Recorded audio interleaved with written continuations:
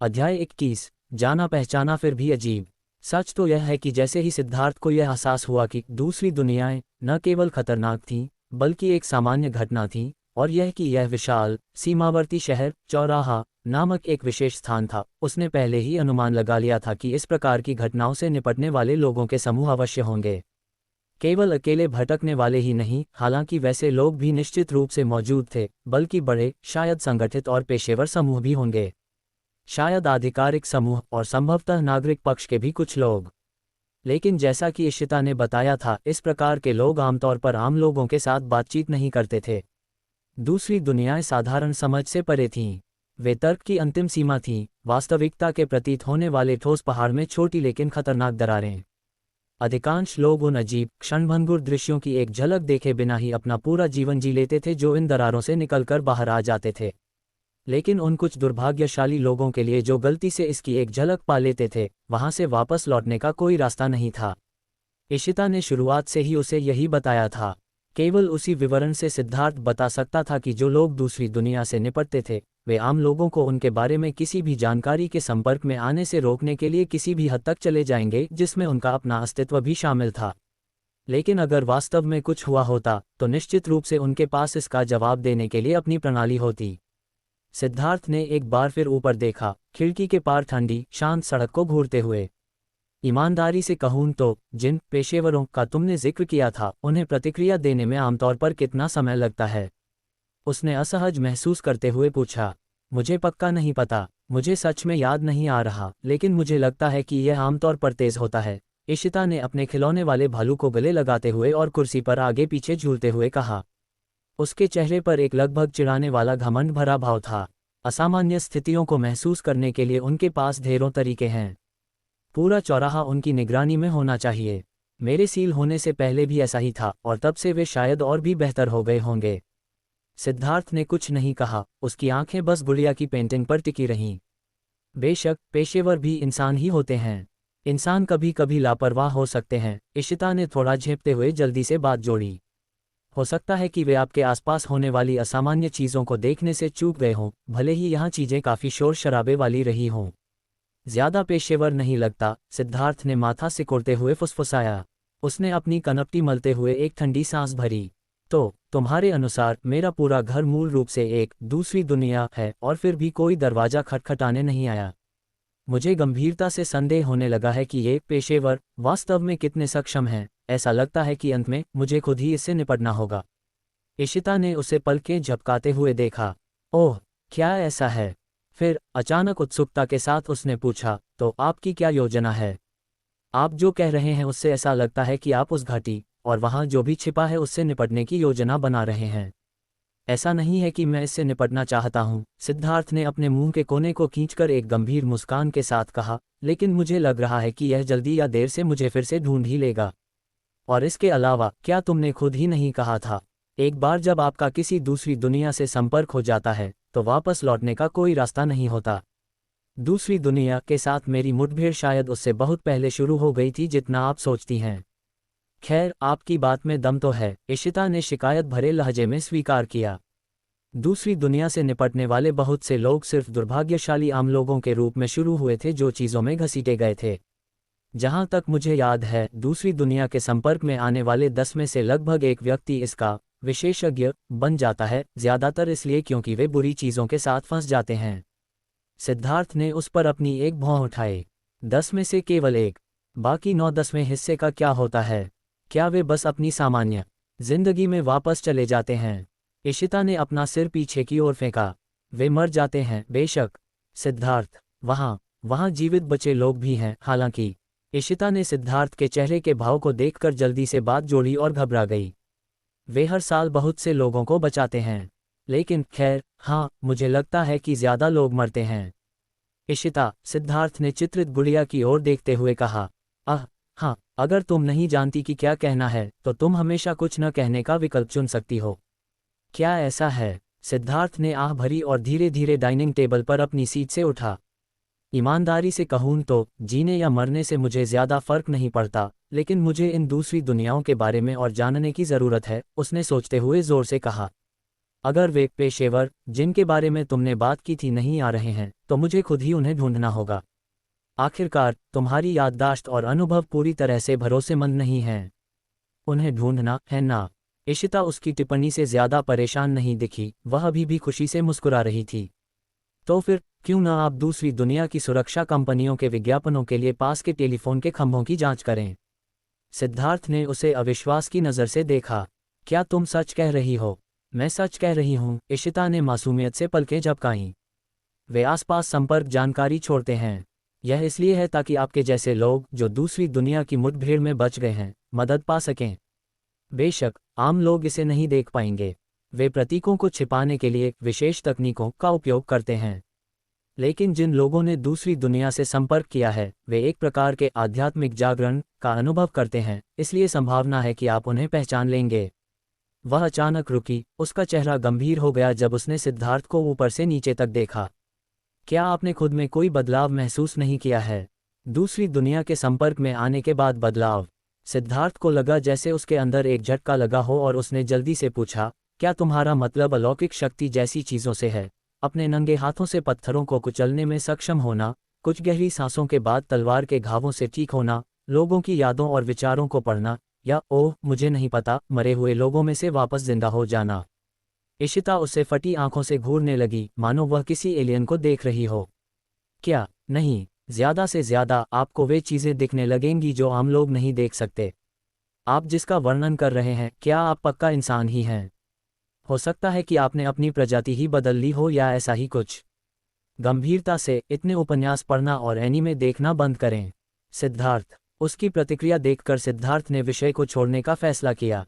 स्पष्ट रूप से अलौकिक मानकों के अनुसार भी उसके साथ कुछ सही नहीं था। लेकिन सौभाग्य से इशिता इसके बारे में ज्यादा गहराई से सोचती हुई नहीं लग रही थी, शायद इसलिए क्योंकि इतने लंबे समय तक सील रहने के कारण उसका दिमाग सुस्त हो गया था। उसने सांस छोड़ी और रसोई की ओर देखा। उसके चेहरे पर झिझक का एक छोटा सा भाव आया, इससे पहले कि उसने एक नकली मुस्कान बनाई और उस दिशा में चलना शुरू कर दिया। इशिता उत्साह में अपनी कुर्सी से नीचे कूद पड़ी। ओह, क्या आप नाश्ता बना रहे हैं? सिद्धार्थ ने पीछे मुड़कर देखने की जहमत नहीं उठाई, इस बात से अनजान कि यह लड़की, जो खा भी नहीं सकती थी, भोजन को लेकर इतनी उत्साहित क्यों हो रही थी। मैं उस स्थानीय विशेषता से निपटने जा रहा हूं जिसे मैं वापस लाया था।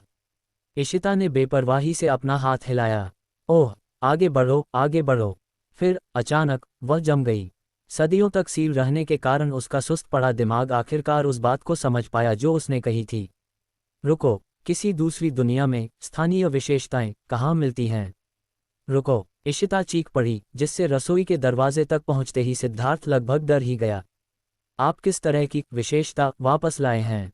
सिद्धार्थ दरवाजे पर रुका, एक चतुर मुस्कान के साथ थोड़ा मुड़ा। अंदाजा लगाओ। इशिता की आंखें झटके से चौड़ी हो गईं क्योंकि वह सिद्धार्थ को घूर रही थी, जिसने अपनी कमर के चारों ओर एप्रन बांधना शुरू कर दिया था। उसकी गहरे लाल रंग की आंखें आश्चर्य और डर के मिश्रण से चमक उठीं। रुको एक मिनट, आप क्या कर रहे हैं? आपका यह मतलब तो नहीं है? नहीं, बिल्कुल नहीं। वह चीज़, क्या आपने सच में घाटी में मौजूद उस संस्था से वह चीज़ ली थी? आप जैसे एक साधारण इंसान ने ऐसा कैसे किया? अरे रुको, आप गंभीरता से यह नहीं करने जा रहे। लेकिन इससे पहले कि वह अपनी बात पूरी कर पाती, सिद्धार्थ ने शांति से रसोई का दरवाज़ा बंद कर दिया, जिससे उसकी घबराई हुई आवाज़ कट गई। कुछ पलों बाद दरवाजे के पार से इशिता की दबी हुई चीखें सुनी जा सकती थीं। अरे, दरवाज़ा बंद मत करो। कम से कम पहले टीवी ठीक करने में मेरी मदद तो करो। मैं कुछ भी नहीं देख पा रही हूँ। लेकिन सिद्धार्थ अब ध्यान नहीं दे रहा था। वह सिंक के पास पहुंचा, कटी हुई पूंछ को ढकने वाले बर्तन के ढक्कन को हटाया। छटपटाता हुआ अंग आखिरकार शांत हो गया था, उसकी मांसपेशियों में बस कभी कभार ही खिंचाव आ रहा था। वह उस पूंछ को घूरता रहा जो कभी उसके शरीर में समा गई थी। उसने अपनी हड्डियों की गहराई से उस अजीब भूख को फिर से उभरते हुए महसूस किया। हालांकि इस बार भूख उतनी तीव्र नहीं थी जितनी पहले थी। यह एक हल्की सी हलचल अधिक थी, एक ऐसी प्रत्याशा जो लगभग सुखद थी। क्या मैं सच में ऐसा कर सकता हूँ? क्या ये सामान्य है? क्या मैं अभी भी सामान्य हूँ? उसने अपने दिमाग में इन सवालों को दोहराया, लेकिन उनमें से किसी ने भी उसके हाथों को डगमगाने नहीं दिया। सटीक हरकतों के साथ सिद्धार्थ ने पूंछ को अच्छी तरह से धोया, छिलकों को खुरचकर बाहर निकाला और फिर उसे कटिंग बोर्ड पर रख दिया। उसने एक चाकू उठाया और एक ही साफ कट के साथ मांस को काट दिया। यह उसकी उम्मीद से ज़्यादा आसान था। हालांकि जब यह उस जीव से जुड़ा हुआ था तब यह चट्टान जैसा सख्त था, लेकिन अब यह सख्त बीफ की तरह कट रहा था और अंदर कोई हड्डी नहीं थी। सिद्धार्थ को अब तक ये समझ आ गया था। उसने पहली बार अपने शरीर में बदलाव तब महसूस किया था जब उसने उस जीव का कुछ हिस्सा खाया था। उसके बाद उनकी दूसरी मुठभेड़ के दौरान उसने फिर से उसके मांस को चीर दिया था, जिससे ताकत में एक और छोटा सा बढ़ावा महसूस हुआ था। हालांकि उतना नहीं जितना पहले था, लेकिन फिर भी यह ध्यान देने योग्य था। इससे उसके मन में एक साहसी और स्वादिष्ट विचार आया, क्या होगा अगर मैं इसे पकाऊं? जैसे ही उसने मांस के टुकड़े किए, उसका मूड हल्का हो गया। यहाँ तक कि बाहर इशिता की शोर भरी शिकायतें भी पृष्ठभूमि में फीकी पड़ती हुई लग रही थीं। वह नहीं जानता था कि वह जो कर रहा था वह सही था या गलत। यह शायद गलत था। आखिरकार एक पेंटिंग में बंद बुढ़िया को भी लगा कि यह बेहद अजीब था। लेकिन मरे हुए लोगों में से वापस जिंदा होने की तुलना में संदिग्ध मांस का एक टुकड़ा उतना बड़ा मुद्दा नहीं लग रहा था। मैं इसे पहले ही कच्चा खा चुका हूँ, सिद्धार्थ ने काटते हुए खुद से फुसफुसाया। एक बार कच्चा, दूसरी बार पका हुआ। अध्याय 22 इंद्रियों के लिए एक दावत। मांस इतना ज्यादा था कि सिद्धार्थ उसे एक ही बार में नहीं पका सकता था। इसलिए उसने इसे अलग अलग तरीकों से तैयार करके कई तरह के व्यंजन बनाने का फैसला किया। जैसा कि कहावत है, पहली बार अनजान, दूसरी बार जान पहचान और तीसरी बार में आप हरा प्याज, अदरक और कुकिंग वाइन डालते हैं। शुरुआती इंसानों ने भी प्रकृति के उपहारों को इसी तरह कदम दर कदम तलाशा होगा। एक छोटी सी धुन गुनगुनाते हुए सिद्धार्थ ने सबसे बड़े हिस्से को बड़े बड़े टुकड़ों में काट लिया। उसने झाग हटाने के लिए उन्हें उबलते पानी में उबाला, फिर एक मिट्टी के बर्तन में चक्रफूल, सौंफ, लौंग, दालचीनी और अन्य मसाले डाले। मांस मिलाते हुए उसने किसी भी प्रकार की गंध को दूर करने के लिए पर्याप्त पानी, नमक, सोया सॉस और थोड़ा सा कुकिंग वाइन डाला। उसने इसे धीमी आंच पर पकने के लिए स्टोव पर रख दिया। जब स्टू धीरे धीरे उबल रहा था तो उसने बचे हुए मांस को लिया और दो व्यंजन बनाए, एक मिर्च के साथ और दूसरा लहसुन की कलियों के साथ। उसने थोड़ा सा चखा और उन्हें ताज़ा और स्वादिष्ट पाया, ना तो बहुत सख्त और ना ही अधपका। मांस के टुकड़े कोमल और मुलायम थे। वह इसके स्वाद को पूरी तरह से समझ नहीं पा रहा था। ये कुछ हद तक बहुत ही कोमल बीफ जैसा था। अभी भी कुछ मांस बचा हुआ था। उसने इस भोजन के बाद ये पुष्टि करने तक इंतजार करने की योजना बनाई कि कोई समस्या नहीं है, और फिर इसे सुरक्षित रखने के लिए सूखे हुए मांस कंस्ट्रक्शन मीट में बदल दिया जाए, या शायद सुखाने के बाद वह इसे सुखाकर जर्की में बदलने के लिए एयर फ्रायर का उपयोग कर सकता है। उसने पहले ऐसा प्रयास नहीं किया था और उसे यकीन नहीं था कि यह काम करेगा या नहीं। उसके दिमाग में तरह तरह के विचार कौंध रहे थे। उसने खुद को एक साहसी वैज्ञानिक की तरह महसूस किया, जो एक ऐसे क्षेत्र में संभावनाओं की तलाश कर रहा था जहां पहले किसी ने कदम नहीं रखा था। उसने रसोई में प्रयोग करते हुए लगभग 2 घंटे बिताए। कई गतिविधियों के बाद उसने आखिरकार दरवाज़ा खोला और प्लेटों, कटोरियों और स्टू के मिट्टी के बर्तन को एक के बाद एक डाइनिंग टेबल पर ले जाना शुरू कर दिया। अपनी तैलचित्र ऑरल पेंटिंग के भीतर से इशिता ने उसे व्यस्त रहते हुए देखा। उसकी आंखें डर से फटी की फटी रह गईं। उसके चेहरे पर, ओह छोड़ो भी, उसे करने दो, और तुम ऐसा नहीं कर सकते, तुम बिल्कुल भी ऐसा नहीं कर सकते, का एक विरोधाभासी मिश्रण दिखाई दे रहा था। कुछ देर बाद वह खुद को रोक न सकी। तुम सच में उसे खाने नहीं जा रहे हो, है ना? वह चिल्लाए। वह चीज़ तुम दूसरी दुनिया से वापस लाए हो। तुम खुद को जहर दे सकते हो। सिद्धार्थ ने उसकी ओर देखा। क्या होगा अगर मैं तुम्हें बताऊं कि मैं इसे वहां पहले ही 2 बार खा चुका हूं? इशिता के चेहरे से विरोधाभासी भाव गायब हो गए और उनकी जगह केवल हैरानगी ने ले ली। क्या? मुझे देखो, जिंदा और दुरुस्त हूं, उसने सहजता से कहा। तो सब ठीक होना चाहिए। ये बड़ी मेहनत से मिला है, इसे बर्बाद करना शर्म की बात होगी। वह मुस्कुराया। तुम शिकार करना जानती हो ना? यह मेरा शिकार है। देर सबेर मैं उस चीज़ को पूरा वापस लाऊंगा और उसे दिखाऊंगा कि भोजन श्रृंखला में सबसे ऊपर कौन है। इशिता ने तुरंत कोई जवाब नहीं दिया। सिद्धार्थ ने उसके हक्के बक्के चेहरे की ओर देखा और पूछा, वैसे क्या कभी किसी ने दूसरी दुनिया की सत्ता एंटिटीज को खाने की कोशिश नहीं की? क्या तुमने नहीं कहा था कि वे हर आकार और प्रकार में आते हैं? उनमें से कुछ तो खाने योग्य दिखते होंगे। ऐसा कौन करने की कोशिश करेगा? इशिता हैरान रह गई। तुम्हें अंदाज़ा नहीं है कि उनके पास क्या अजीब गुण हो सकते हैं। जहर तो तुम्हारी सबसे छोटी चिंता होगी। ऐसी चीज़ों को अपने मुंह में कौन डालता है? और तुमने इसे 2 बार खाया, तुमने सच में इसे 2 बार खाया? हाँ, उसने बेपरवाही से जवाब दिया। लेकिन पहली 2 बार यह कच्चा था। स्थिति गंभीर थी, पकाने का समय नहीं था। ये खाने या मरने का मामला था। बात करते करते वह उसके सामने बैठ गया, अपनी कांप चॉपस्टिक्स से मांस का एक टुकड़ा उठाया और उसे अपने मुंह में डाल लिया और मजे से चबाने लगा। इशिता दंग रह गई। और इसे खाने के बाद क्या हुआ? मैं मर गया, सिद्धार्थ ने ईमानदारी से कहा। और तुम फिर भी, इशिता ने कहना शुरू किया। फिर उसे एहसास हुआ कि कुछ गड़बड़ है। उसके पुनर्जन्म के बारे में न जानने के कारण उसने सोचा कि वह उसका मजाक उड़ा रहा है। उसने उसे घूर कर देखा। मैं गंभीर हूँ। सिद्धार्थ मुस्कुराया, उसकी झुंझलाहट पर हंस पड़ा। उसे एहसास हुआ कि उसे इस गुड़िया के साथ मजाक करने में मजा आने लगा था। आखिरकार वह पेंटिंग से बाहर निकलकर उसे सिर से मार तो नहीं सकती थी।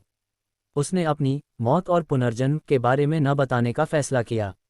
एक तो इशिता उसकी मौत की प्रक्रिया को महसूस नहीं कर सकती थी, इसे समझाने पर यह एक मजाक जैसा लगता। दूसरी बात, उसके साथ हो रहे बदलावों को लेकर उसके मन में बहुत से सवाल थे। वह उसके साथ चर्चा करने से पहले और अधिक समझना चाहता था। उसकी शरारती मुस्कान के पीछे छिपे अनगिनत विचारों से अनजान, इशिता टेबल पर रखे स्वादिष्ट व्यंजनों को देखने से खुद को रोक न सकी। उसने उसे चबाते हुए देखा और वह इस विचार पर मंथन करने लगी। ये दिखने में काफी स्वादिष्ट लग रहा था। पकने के बाद मांस का रंग साधारण मांस से अलग नहीं था, उसके मूल अजीब रूप जैसा तो बिल्कुल नहीं था। क्या ये स्वादिष्ट है? उसने आखिरकार पूछा और ऐसा दिखाने की कोशिश की जैसे उसे कोई खास फर्क नहीं पड़ता। सिद्धार्थ हंस पड़ा, मानो उसे इसी बात की उम्मीद थी। उसने एक खाली कटोरी उठाई, उसमें कुछ खाना और शोरबा निकाला और उसे उसकी पेंटिंग के सामने रख दिया। मैंने ऐसा नहीं कहा कि मुझे ये चाहिए, इशिता बुदबुदाई। वैसे भी तुम सच में इसे नहीं खा सकती, उसने बेपरवाही से कहा। तो ये किस चीज़ से बना है, इस बात की चिंता करने की कोई ज़रूरत नहीं है ना? उसने इस पर विचार किया और सिर हिलाया। मुझे भी ऐसा ही लगता है। संतुष्ट होकर वह कटोरी और चॉपस्टिक्स के सामने बैठ गई, जिन्हें उसने इस तरह सजाया था मानो वह सच में इसका हिस्सा बन सकती हो। भोजन के मध्य में उनकी बातचीत वापस पेशेवरों के विषय पर आ गई। वास्तव में एक और कारण है कि कोई तुम्हें ढूंढने क्यों नहीं आया, इशिता ने अपनी फ्रेम के किनारे के पास बैठते हुए और टेडी बियर को गले लगाते हुए कहा। किसी संगठन या अधिकारी ने यहाँ कुछ अजीब देखा होगा, लेकिन पेशेवर रूप से वे सोच सकते हैं कि अभी कार्रवाई करने का समय नहीं आया है, या उन्होंने दूसरी दुनिया से संबंध का सटीक पता नहीं लगाया है। इसलिए वे अभी केवल निगरानी कर रहे हैं। निगरानी? सिद्धार्थ ने अपनी एक भौं उठाई। हाँ, हो सकता है कि अभी कुछ सादे कपड़ों में एजेंट तुम्हारे घर की निगरानी कर रहे हों। आखिरकार इससे पहले कि वे तुम्हें बचा पाते, तुम खुद ही दूसरी दुनिया से वापस आ गए। चाहे तुम्हारी क्षमताओं के कारण हो या केवल किस्मत से, विशेषज्ञों को हस्तक्षेप करने का मौका नहीं मिला। उन्होंने शायद सटीक कनेक्शन बिंदु का पता नहीं लगाया है, इसलिए वे केवल निगरानी ही कर सकते हैं। तुम्हें अगले कुछ दिनों में ध्यान देना चाहिए कि क्या आसपास कोई अनजान चेहरे दिख रहे हैं। वे अंडरकवर एजेंट, जासूस, अन्वेषक हो सकते हैं, नज़र रखना काफ़ी आसान है। ये तुम्हें पास के बिजली के खंभों पर विज्ञापनों की जांच करने से नहीं रोकेगा। सिद्धार्थ ने बिजली के खंभे के विज्ञापनों के बारे में उसकी टिप्पणियों को नज़रअंदाज किया और खिड़की से बाहर देखा। इशिता ने इसे आसान बना दिया था, बस ये ध्यान रखें कि आसपास कोई अनजान चेहरा तो नहीं है। लेकिन उसे कैसे पता चलता कि कौन अनजान था? वह यहाँ केवल 2 महीने से था और उसने पहले महीने का ज़्यादातर समय अंदर ही बिताया था। इसके अलावा वह चेहरा पहचानने में थोड़ा कमज़ोर था। यहाँ के आधे लोग उसके लिए अनजान थे।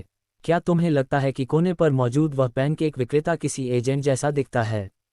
सड़क को संदिग्ध नज़रों से स्कैन करने के बाद वह इशिता से बुदबुदाया। मुझे नहीं पता होगा, मैं देख नहीं सकती, उसने जवाब दिया। ओह, सही कहा, माफ़ करना, उसने अपनी गलती का एहसास करते हुए कहा। उसने उसकी पेंटिंग उठाई और खिड़की के पास रख दी। वहाँ, वह वाला, वैसा नहीं लगता, तुम पक्का कह सकती हो?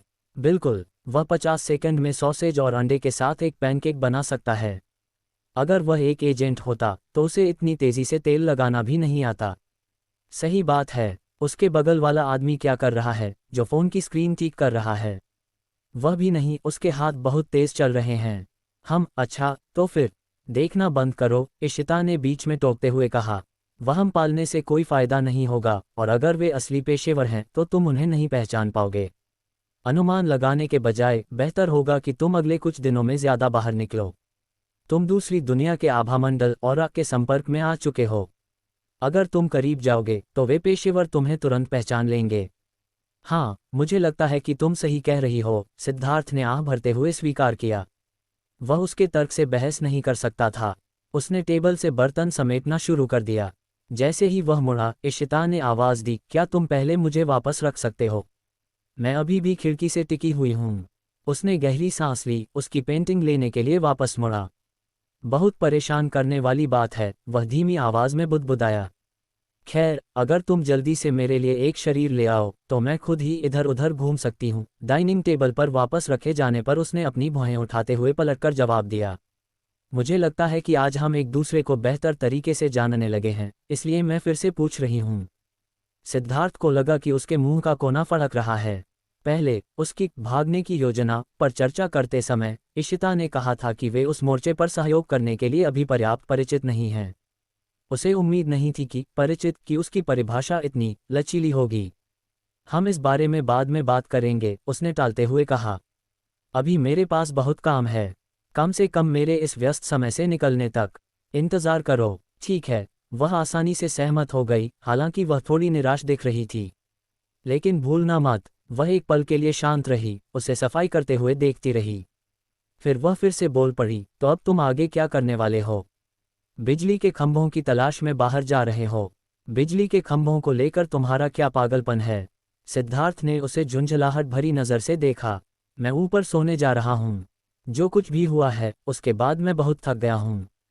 ओह, इशिता बुदबुदाई, फिर अपनी पेंटिंग के सामने रखे टीवी की ओर इशारा किया। क्या तुम पहले टीवी ठीक कर सकते हो?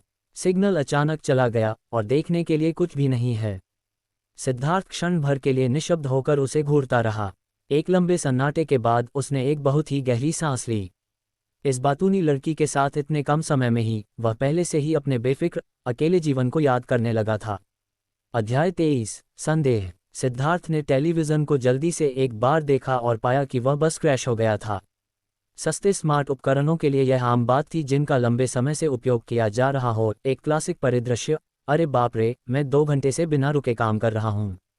मेरा CPU ओवरहीट हो रहा है। मेमोरी एरर, पावर सप्लाई बहुत गर्म हो गई है। या शायद मेरा मन बस क्रैश होने का कर रहा था। वह अपनी यादों में मौजूद मजबूत पुराने टीवी को याद किए बिना नहीं रह सका। उस जमाने में घरेलू उपकरण आज के स्मार्ट गैजेट्स की तरह इतने नखरेबाज नहीं होते थे। यकीनन उनमें कम फंक्शन थे, लेकिन उसे नहीं लगता था कि आजकल के ये सभी फैंसी स्मार्ट फीचर्स इतने उपयोगी थे। प्रत्येक तथाकथित आर्टिफिशियल इंटेलिजेंस, कृत्रिम बुद्धिमत्ता, आर्टिफिशियल स्टुपिडिटी, कृत्रिम मूर्खता की तरह अधिक व्यवहार कर रही थी।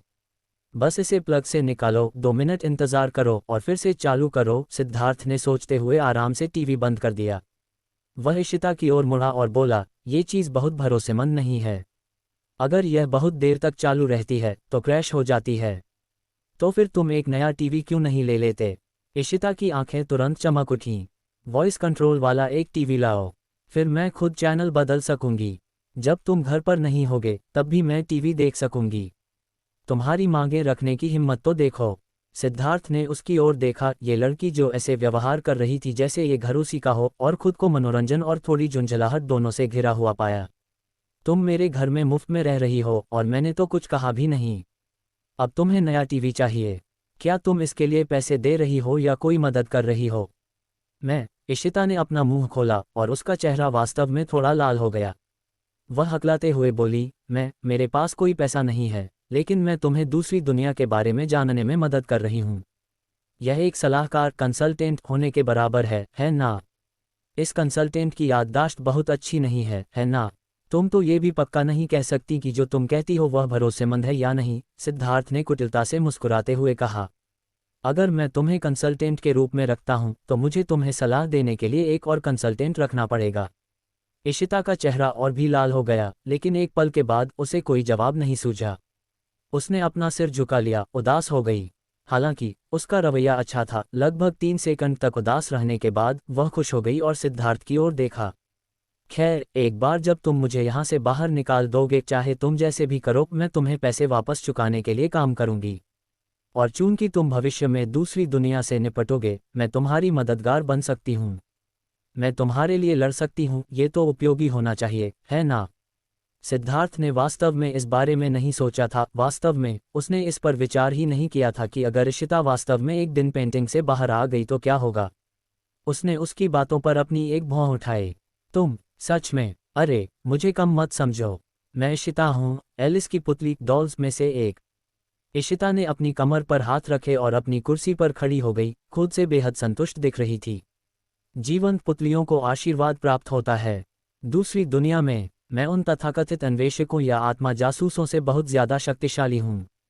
और फिर भी तुमने खुद को एक पेंटिंग में बंद करवा लिया, है ना? इशिता की आंखें तुरंत चौड़ी हो गईं, हालांकि उसकी आंखें पहले से ही बड़ी और अभिव्यंजक थीं। तुम बस मेरे बाहर आने तक इंतजार करो। मुझसे मुंह मत मोड़ो। ठीक है, मैं तुम्हारी बात पर यकीन करता हूँ। सिद्धार्थ लाचार होकर हाथ हिलाते हुए मुड़ा और हंस पड़ा। वास्तव में उसने कभी भी इस पुतली के दावों को गंभीरता से नहीं लिया था। आखिरकार वह पेंटिंग के भीतर ही सीमित थी। भले ही वह उसके घर में रह रही थी, वह उसका खाना नहीं खाती थी और न ही ज्यादा जगह घेरती थी। यदि फर्श पर समतल भी लिटा दिया जाए तो पेंटिंग आधा वर्ग मीटर स्थान भी नहीं घेरेगी, और इसे दीवार पर टांगना तो कोई परेशानी की बात ही नहीं थी।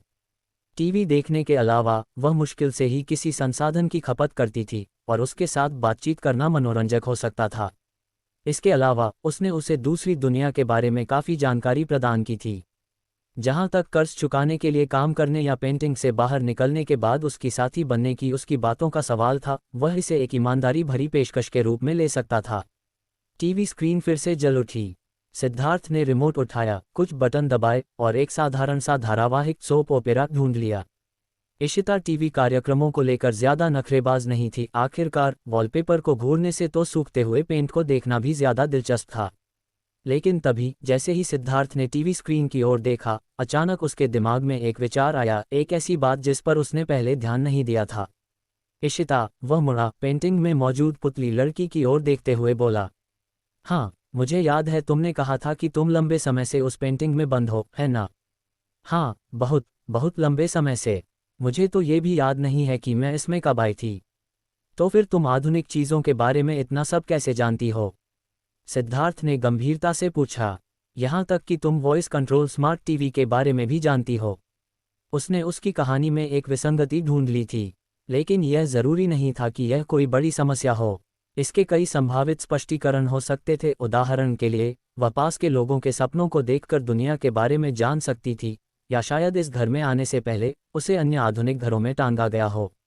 सिद्धार्थ ने सोचा कि इशिता शायद ऐसा ही कोई स्पष्टीकरण देगी, लेकिन इशिता का जवाब एक कोरा है था। पेंटिंग में मौजूद पुतली इस सवाल से पूरी तरह से हैरान लग रही थी, मानो उसे पहली बार इस मुद्दे का एहसास हुआ हो।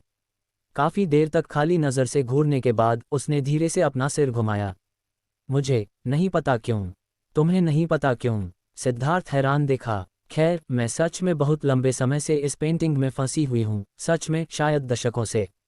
लेकिन मुझे बस पता है कि अब दुनिया कैसी है, हालांकि मुझे नहीं पता कि मुझे कैसे पता है। वह हकलाने लगी और अंत में ऐसा लगा कि वह खुद पर ही संदेह करने लगी है, झिझक रही है और आगे बोलने में असमर्थ है। सिद्धार्थ ने उसके चेहरे पर छल का कोई भी संकेत ढूंढने की कोशिश करते हुए उसे ध्यान से देखा। क्या तुम्हें याद है कि तुम पेंटिंग में कैसे फंसी थीं? और तुम्हारे फंसने से पहले क्या हुआ था? क्या तुम्हें वह याद है? उसने पूछना जारी रखा। मुझे बस इतना याद है कि यह एक श्राप था, इशिता ने झिझकते हुए कहा। ये पेंटिंग एक तरह की सत्ता एंटिटी है।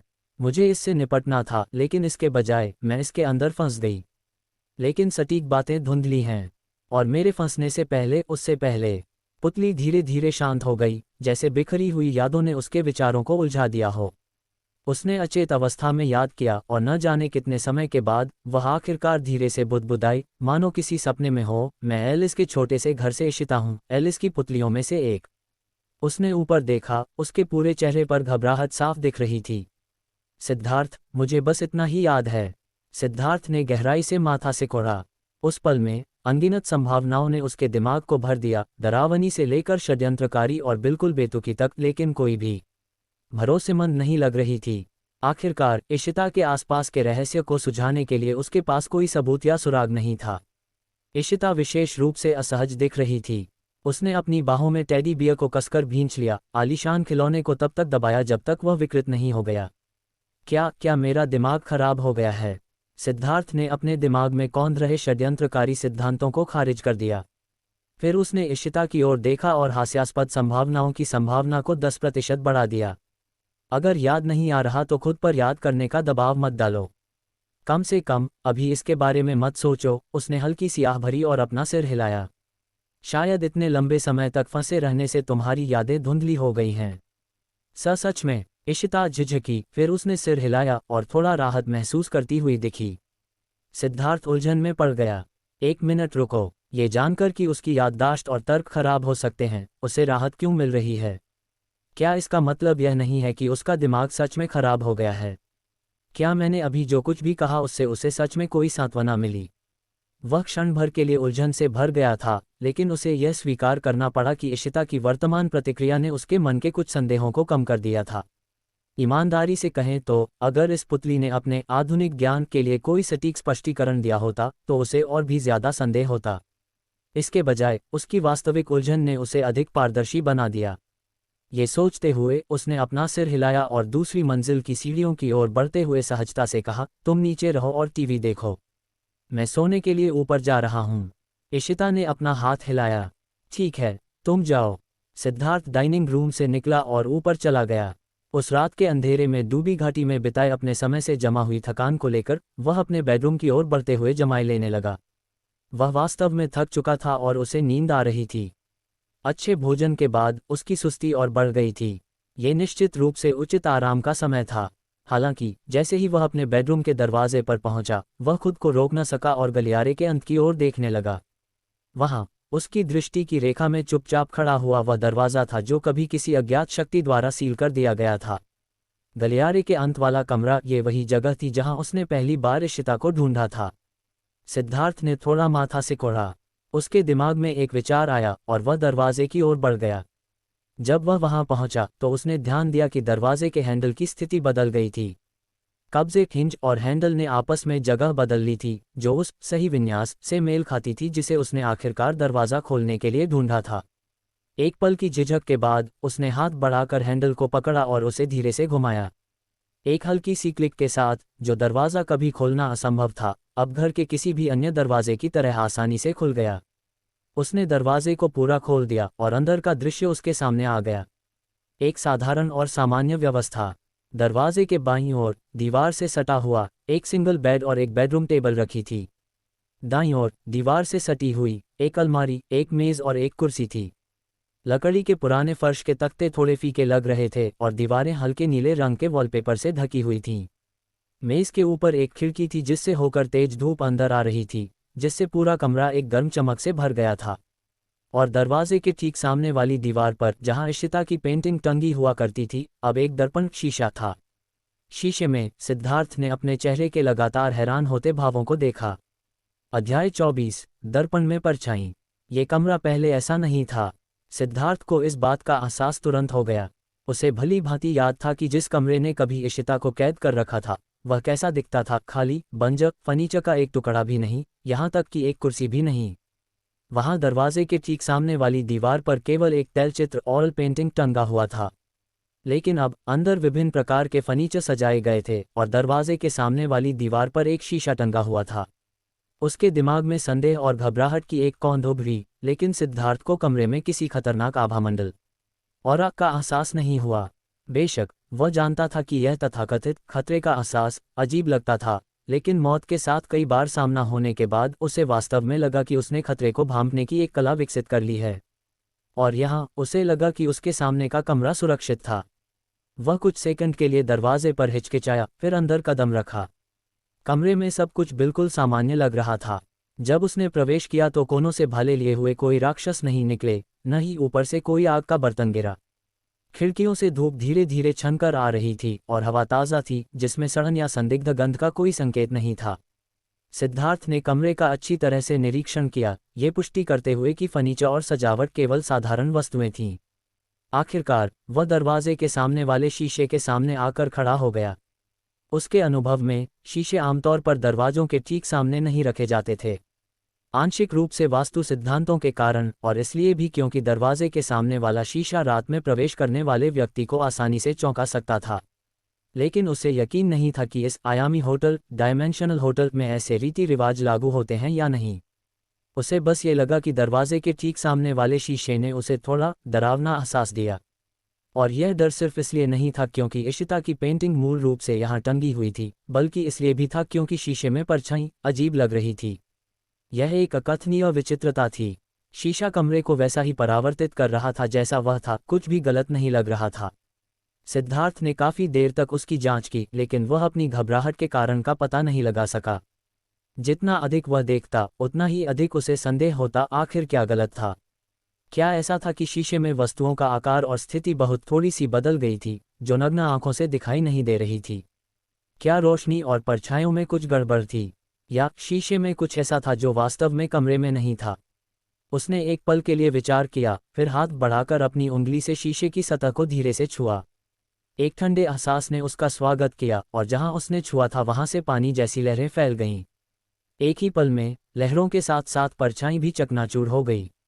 उसकी आंखें चौड़ी हो गईं और वह सहज रूप से पीछे हट गया।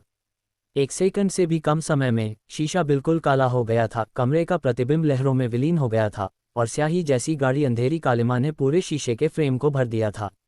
यह उसकी आंखों के सामने मंडराने लगा, लहराने लगा और धीरे धीरे घूमने लगा, मानो सब कुछ निगल रहा हो। फिर अंधेरे में से कुछ बाहर आने लगा। अपने दिल में छाई घबराहट को दबाते हुए सिद्धार्थ करीब से देखने के लिए आगे बढ़ा। धीरे धीरे भारी अंधेरा एक घने घूंघट की तरह पीछे हट गया, जिससे शीशे के अंदर गहराई में एक दृश्य दिखाई दिया। एक पुतली इशिता नहीं, बल्कि एक अनजान चेहरा एक अनाम खंडहर में टूटी और चकनाचूर पड़ी थी। उसके हाथ पैर कटे हुए थे, उसकी पोशाक फटी हुई थी और उसके शरीर पर घावों के निशान थे, मानो वह किसी भयंकर लड़ाई से गुजरी हो और अंततः थकान से उसकी मृत्यु हो गई हो।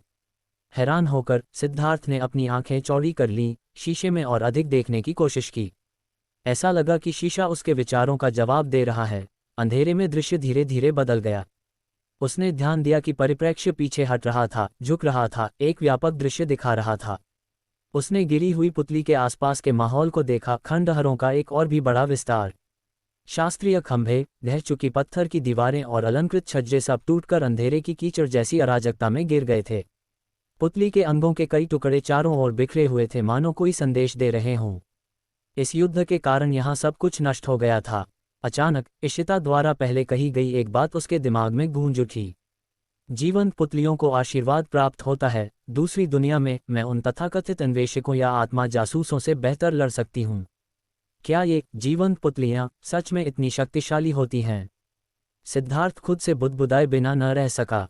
लेकिन इतनी शक्तिशाली होने के बावजूद शीशे में मौजूद पुतली फिर भी मर गई थी, किसी और भी अधिक शक्तिशाली चीज ने उसे मार डाला था। जैसे ही परिप्रेक्ष्य बदला, सिद्धार्थ ने उस दुश्मन को देखा जिसने पुतली का वध किया था।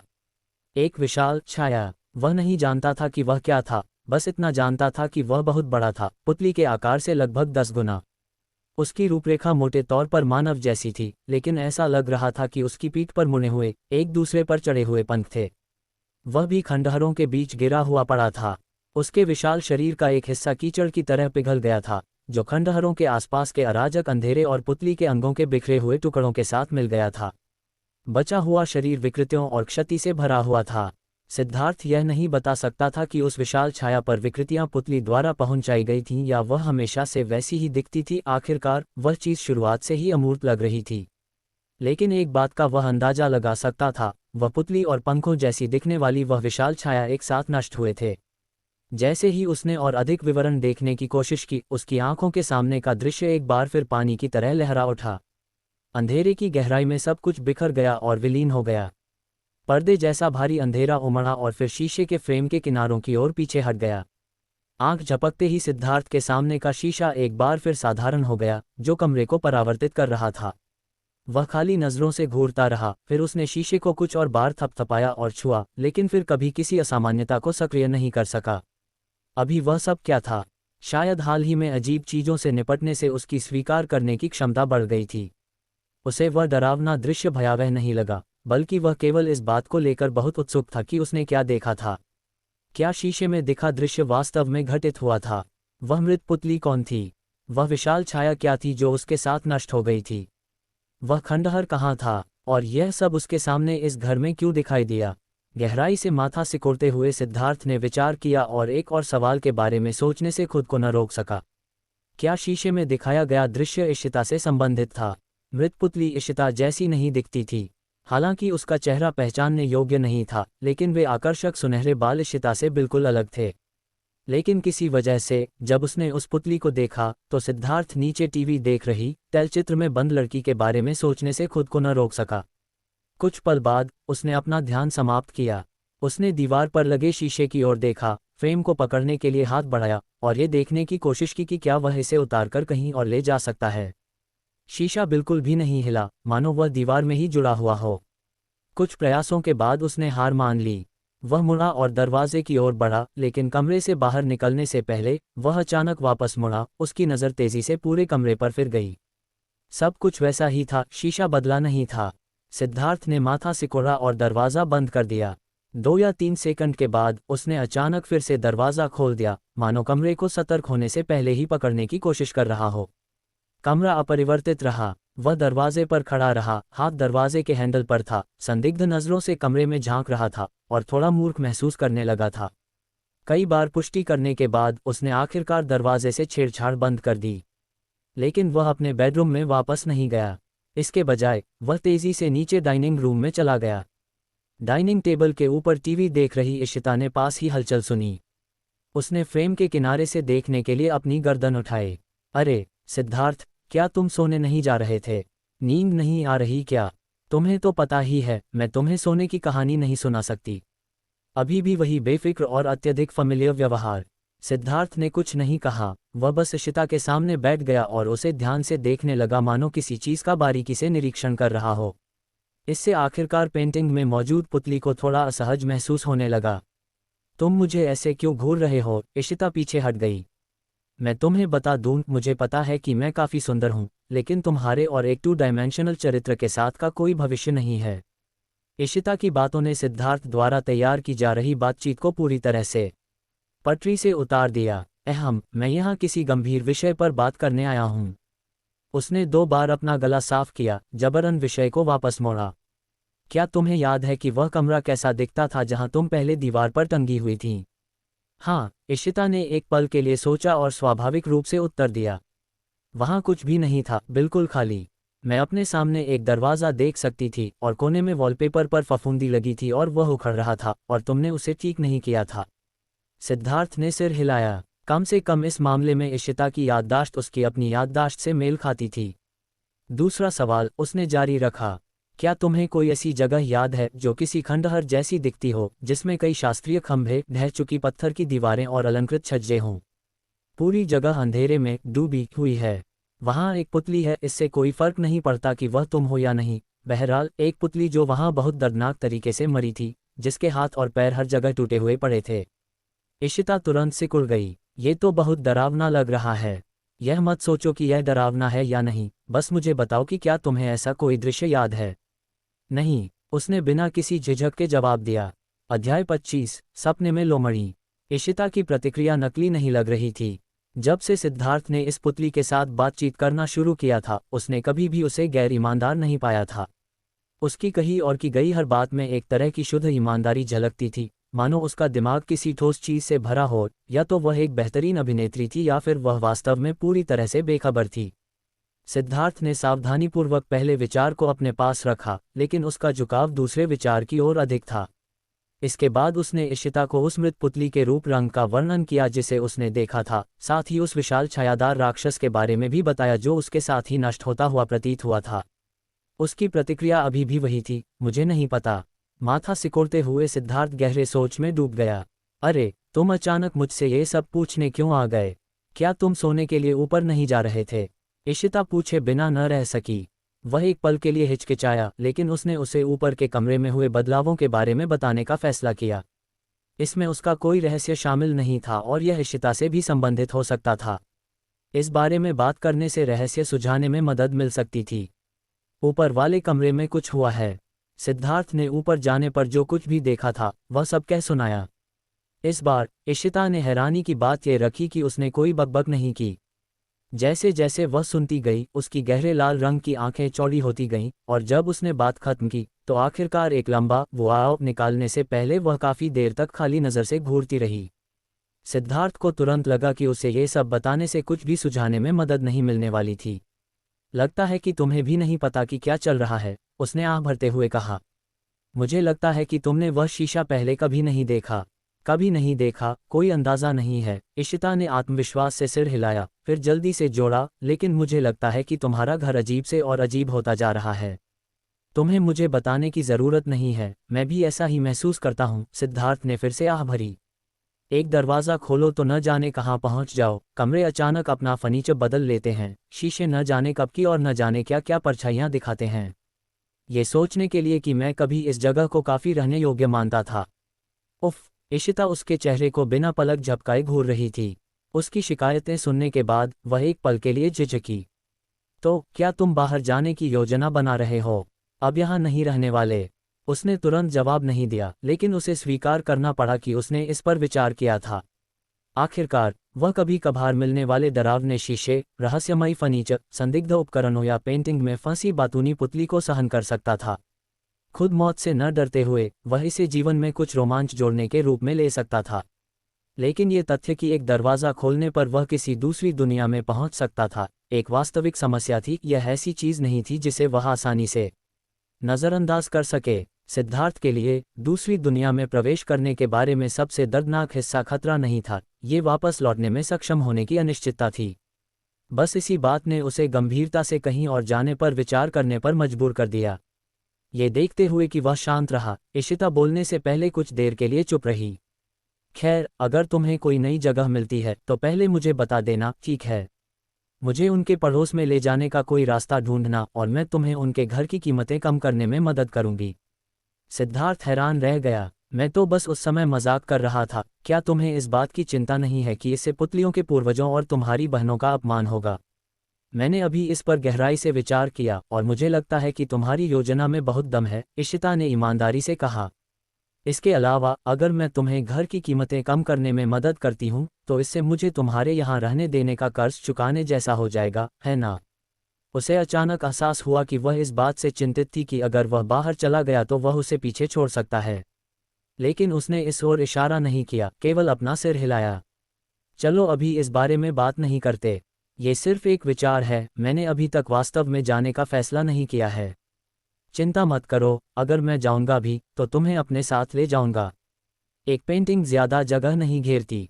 ओह, ये तो अच्छी बात है। इशिता का चेहरा तुरंत खिल उठा, लेकिन जल्द ही उसके चेहरे पर उदासी की एक झलक दिखाई दी।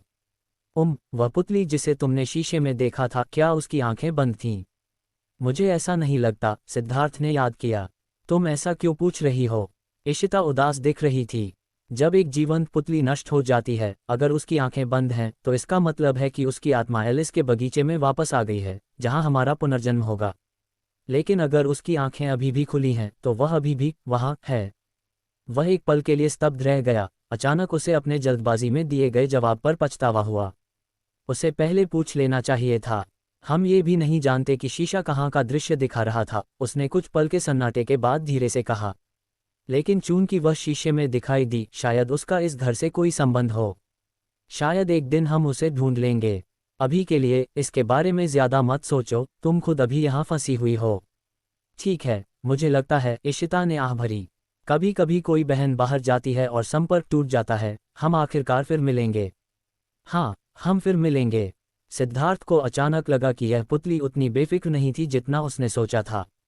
उसके साथ कुछ देर और बातचीत करने के बाद वह वापस ऊपर चला गया।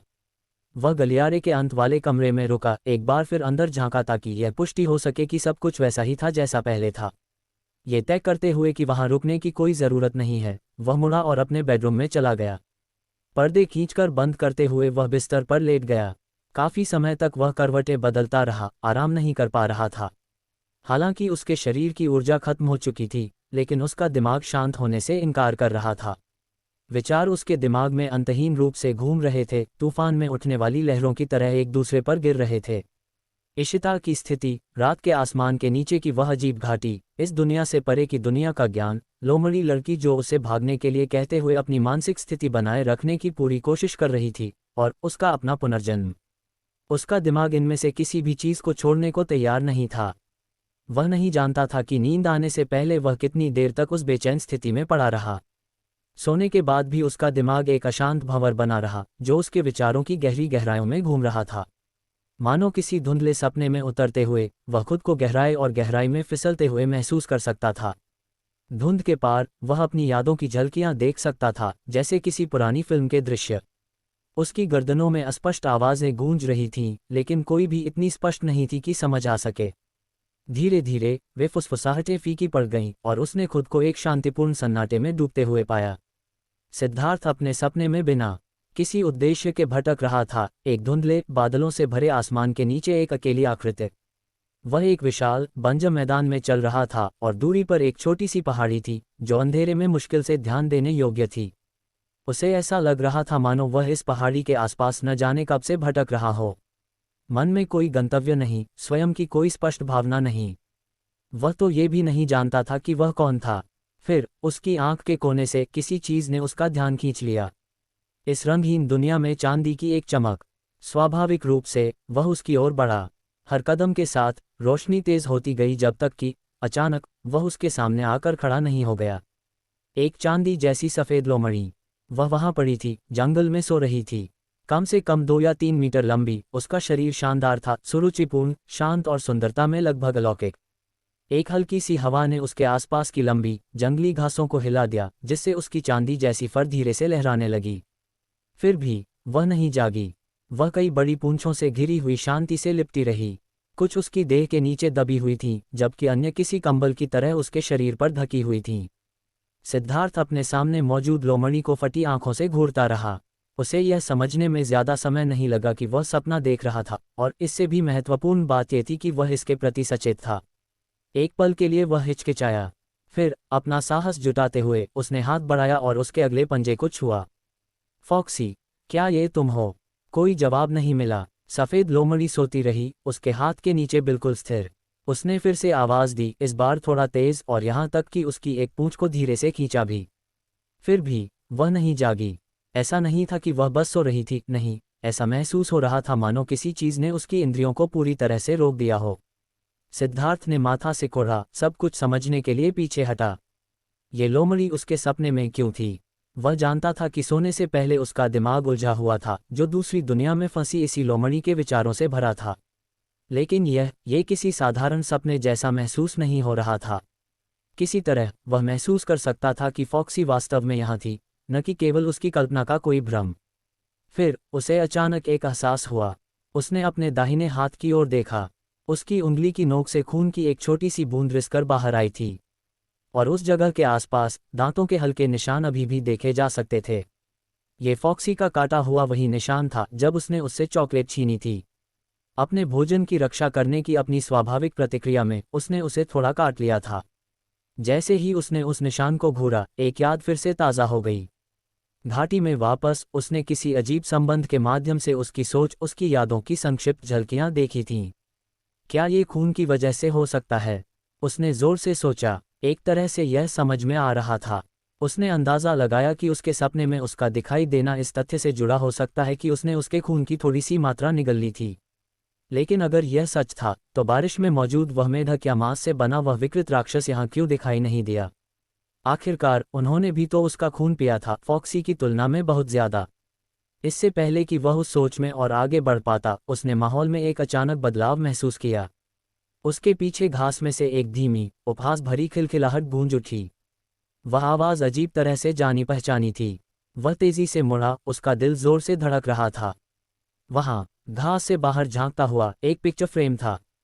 फ्रेम के अंदर इशिता अपने टेडी बियर को गले लगाए बैठी थी। उसके चेहरे पर एक झेप भरी मुस्कान थी। टीवी देखना उबाऊ हो गया था, इसलिए मैंने सोचा कि तुम्हारे सपने में एक नज़र झांक लूं।